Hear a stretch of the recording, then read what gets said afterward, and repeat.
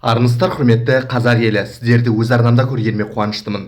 Халайық, бірден айтайын, ауыздарыңызға абай болыңыздар. Себебі билік осы кезге дейін, былайша айтқанда, адам сенгісіз заң қабылдағалы жатыр. Ол қандай? Біз осы кезге дейін мына қазақтың сөздері бар ғой, өздерің жаңағы еңбектеріңді жемеймін, өзіміз ғой, бір нәрсе қылып келісейік, рахметім болады деген сияқты сөздерді енді пара қылып шығарғалы жатыр. Яғни, егер осындай бір сөздер айту арқылы билікке, не болмаса өзінің бір мәселелеріңіз, шешкілеріңіз келсе, сізді бірден қылмыскер қылып шығарады. Яғни, сіз қылмыскер болып шыға келесіз. Бұл заңды парламенттің өзі талқылап жатыр. Бұл туралы мен осыдан бірнеше айлар бұрын Айдос Сарым бар ғой, мәжілістің депутаты, соның сұхбатынан естіген едім. Сол кезде Айдос Сарым былай деген еді: мына еліміздің арасында көп айтыла беретін, халықтың арасында көп айтыла беретін, рахметімді айтамын ғой, кейіннен өзіміз ғой шешіп аламыз деген сияқты сөздер бар ғой. Міне осындай сөздердің өзін біз қылмыстықкер ретінде, қылмыстық сөздер, яғни жемқорлыққа апаратын сөздер, пара беру немесе пара ұсыну сияқты әрекеттер ретінде заң жобасын енгізгелі жатырмыз деп айтқан еді сұхбаты кезінде. Мен ойлап едім, бұл жай ғана әшейін көп сұхбаттың бірі айтылады да қалады деп сол жерде. Алайда олай емес екен.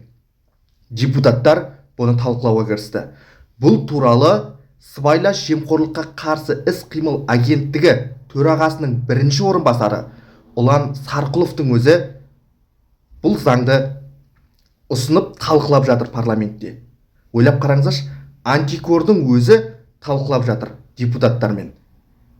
Сондықтан ауыздарыңызға абай болғандарыңыз дұрыс.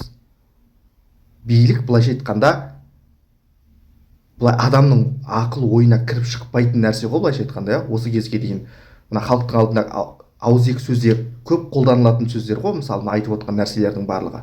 Еңбегін жемеймін, өзіміз шешіп аламыз ғой деген сияқты сөздер енді мынау жемқорлардың қолданатын сөз қорларының бір ретінде енгізілетін болса, және бұл заң күшіне еніп кететін болса, бұны талқылап жатыр. Бұл жай ғана қалып қоятын заң емес. Бұны Айдос Сарымның өзі айтты, Ерлан Сайыров және парламент депутаттары, жаңағы антикордың қызметкері Ұлан Сарқұловтың өзі айтып жатыр. Міне осындай нәрселердің өзі жемқорлық қылмыскерлердің сөздік қорына айналатын болса, онда абайлап сөйлеген дұрыс сияқты. Біз осы кезге дейін айтатын едік, Қытайдың қатты заңы керек, жаңағы жемқорларды жазалайтын деп. Қазақстанда жайлап соған бара жатқан сияқты.